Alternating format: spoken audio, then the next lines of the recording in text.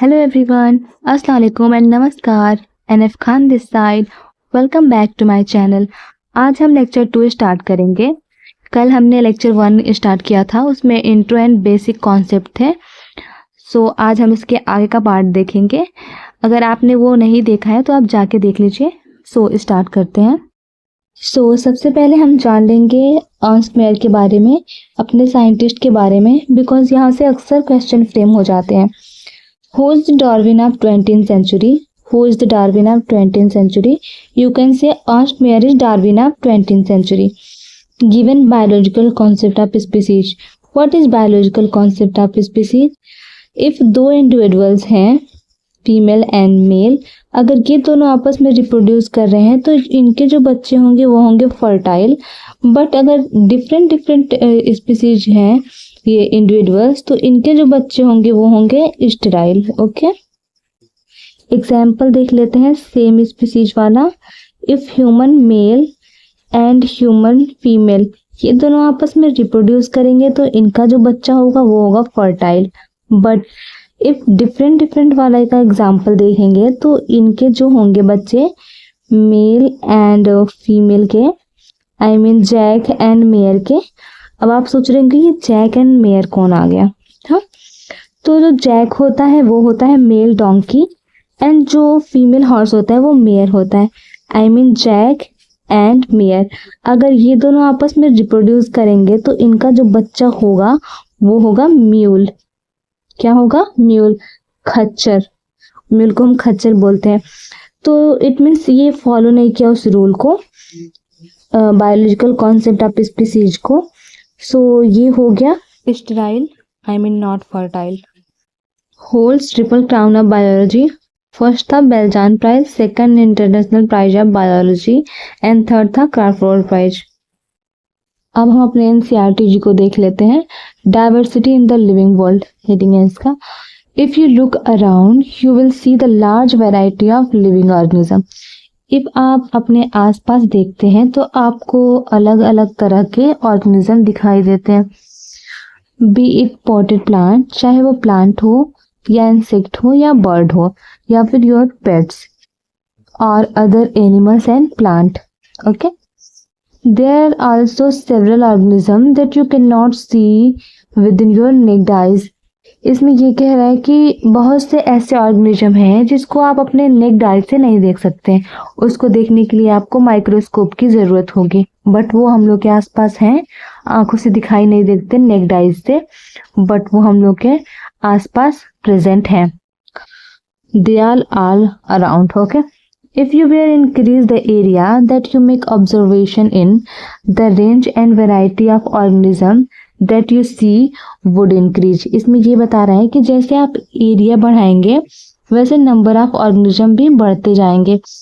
अभी आप यहाँ अपने आसपास देखेंगे तो नंबर ऑफ ऑर्गेनिज्म बहुत कम होंगे, बट आप चले गए अमेज़न फॉरेस्ट तो वहाँ पे तो सब कुछ ज़्यादा होगा, नंबर ऑफ ऑर्गेनिज्म ज़्यादा होंगे, प्लांट ज़्यादा होंगे, एनिमल ज़्यादा होंगे, माइक्रो ऑर्गेनिज्म भी ज़्यादा ही होंगे आपके आसपास वाले एरिया से। तो यहाँ पे दिया गया है, if you were visited a dense forest you would probably see much greater number and kind of living organism in it. Each different kind of plant देखेंगे, एनिमल देखेंगे and organism that you see represents species. Okay, the number of species that you are known and describe the range between 1.7 to 1.8 million. This refers to biodiversity of the number. So मैंने यहाँ पहले ही लिख दिया था 1.7 to 1.8 million species identify world wide. अभी बहुत से हैं जो अनडिस्कवर्ड हैं। नंबर ऑफ एरिया इंक्रीज करेंगे तो नंबर ऑफ स्पीसीज भी इंक्रीज ही होगा। जैसे मैंने अपने एरिया एंड अमेज़न फॉरेस्ट का तुलना करके बताया था। सबसे पहले हम एनसीईआरटी पढ़ लेते हैं, फिर मैं आपको एक्सप्लेन करूंगी। There are million of plant and animal in the world. We know the plant and animal in our own country by their local names. यहाँ पे मिलियन ऑफ प्लांट हैं और मिलियन ऑफ एनिमल्स हैं। अपने area में हम इनको अलग नेम से जानते हैं और किसी और एरिया में आप जाएंगे तो वहाँ पे इसको अलग नेम से जाना जाएगा। क्या दिया यहाँ पे, this local name would vary from place to place, ये वेरी करेगा प्लेस टू प्लेस, वेरी मतलब अलग रहेगा।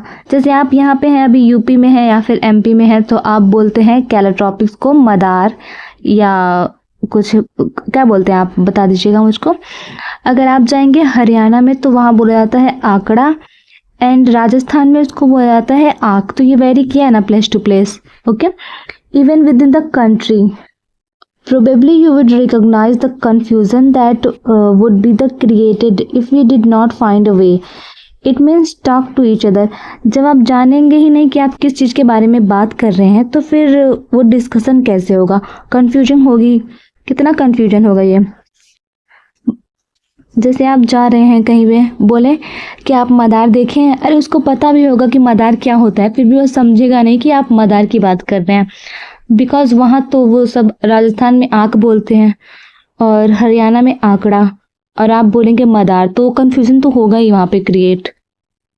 अभी आपने देखा कि जो मल्टीपल नेम है वो कन्फ्यूजन क्रिएट कर रहे हैं, आंक, आंकड़ा, मदार, कैलोट्रॉपिक्स जिसको बोलते हैं। सो इसीलिए बायोलॉजिस्ट ने डिसाइड किया कि हम एक ऐसा नाम देंगे जो साइंटिफिक नेम होगा, जो हर जगह पे उसको एक ही नाम से जाना जाएगा। आप कहीं भी बोलेंगे ना तो वो समझ जाएंगे कि हाँ किस चीज़ के बारे में बात हो रही है। जैसे मैंगो है तो उसको साइंटिफिक नेम है मैग्नीफेरा इंडिका, ये हम बाद में जान लेंगे कि इसको किसने दिया था और ये क्या है। तो अभी जाके बोलेंगे आपकी मैग्नीफेरा इंडिका दीजिए, तो ये कोई भी समझ जाएगा कहीं भी, चाहे इंडिया में या फिर इंडिया से बाहर या फिर किसी भी एरिया में, बिकॉज इसका जो नेम होगा ना वो एक ही होगा, इसके मल्टीपल नेम नहीं होंगे। ठीक है, एनसीईआरटी लाइन्स देख लेते हैं अब। There is a need of standardize naming living organism such the particular organism is known by the same name all over the world. वही बात हो रही है, जो साइंटिफिक नेम दे देंगे ना तो फिर उसको पूरे वर्ल्ड में एक ही नेम से जाना जाएगा। इस प्रोसेस को कहते हैं नॉमेनक्लेचर। एक बार और आप इस लाइन को देख लीजिए।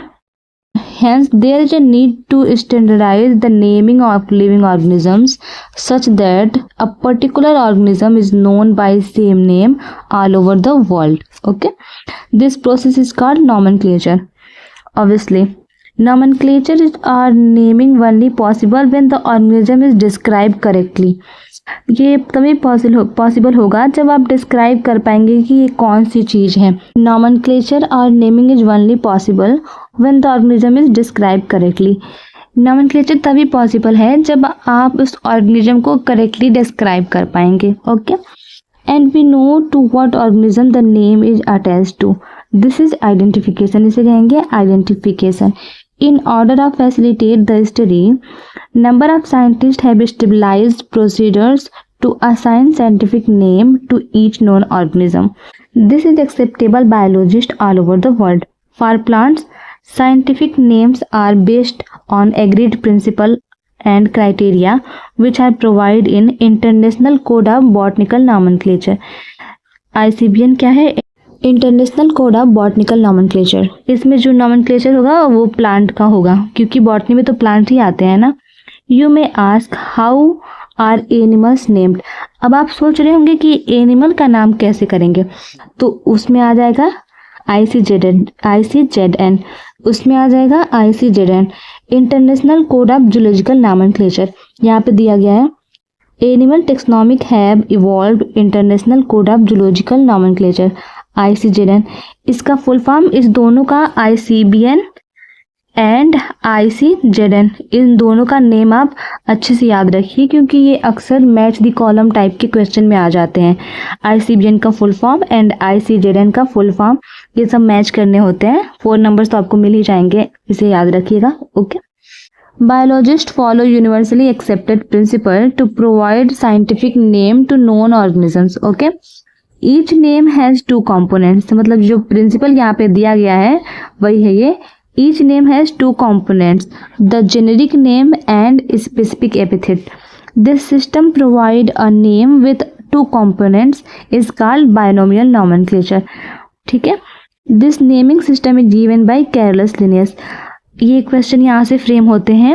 Who give binomial nomenclature? You can say Carolus Linnaeus given, इनके द्वारा दिया गया था, कैरोलस लिनियस द्वारा binomial nomenclature. Okay, being practised by all over the world. This naming system using a 2 word format, क्या है इसमें 2 वर्ड फॉर्मेट यूज किया गया है, found convenient. Let us take example of mango, mango का example लेके देखते हैं। Understand the way providing scientific name better. The scientific name mango is written as Mangifera indica, जो मैंने पहले बताया था साइंटिफिक नेम वही है Mangifera indica. Let us seen how it is binomial nomenclature, ये बायनोमियल नॉमेनक्लेचर कैसे है वो हम यहाँ पे देख लेंगे। In this name Mangifera represent genus, Mangifera represent कर रहा है जीनस को, वाइल इंडिका रिप्रेजेंट स्पीसीज को, पर्टिकुलर स्पीसीज या स्पेसिफिक एपिथेट, क्या है specific epithet. Other universal rule of nomenclature are as follows, जो नीचे दिया गया है उसको जरूर पढ़ लीजिएगा बिकॉज ये बहुत ही इंपॉर्टेंट है, यहाँ से भी क्वेश्चन आ जाते हैं मैच द कॉलम वाले या फिर स्टेटमेंट वाइज, कैसे या डायरेक्ट भी क्वेश्चन आ जाते हैं। अभी 2026 में भी आए थे क्वेश्चन इसमें के। Okay, biological name are generally in Latin, biological name होता है लैटिन में बट उसको लिखा जाता है इटैलिक में। Okay, they are Latinize are derived from Latin irrespective to their origin. Second वाला देख लीजिए, the first word in biological name represent the genus while the second component denoted specific epithet या species। अभी हम लोग ऊपर पढ़ के आए हैं both the words in biological name, मतलब ये जो दोनों वर्ड्स लिखे गए हैं तो जब लिखते हैं हम तो कैसे लिखते हैं, handwritten are separately underline। जैसे मैग्नीफेरा और इंडिका हम लिखेंगे तो मैग्नीफेरा अलग अंडरलाइन करेंगे एंड इंडिका अलग अंडरलाइन करेंगे। ओके, जब आप हैंड से लिखेंगे तो, और जब प्रिंटेड होगा तो वो इटैलिक में होगा। ठीक है, italic in indicated their Latin origin, italic में लिखेंगे लेकिन वो रिप्रेजेंट करेगा लैटिन ओरिजिन। ओके, फोर्थ वाला देख लेते हैं। The first word denoting the genus start with capital letter while the specific epithet start with small letter. जब आप जीनस लिखेंगे तो आप लिखेंगे कैपिटल लेटर में एंड जब आप स्पेसिफिक एपिथेट लिखेंगे तो वो लिखेंगे स्मॉल लेटर में।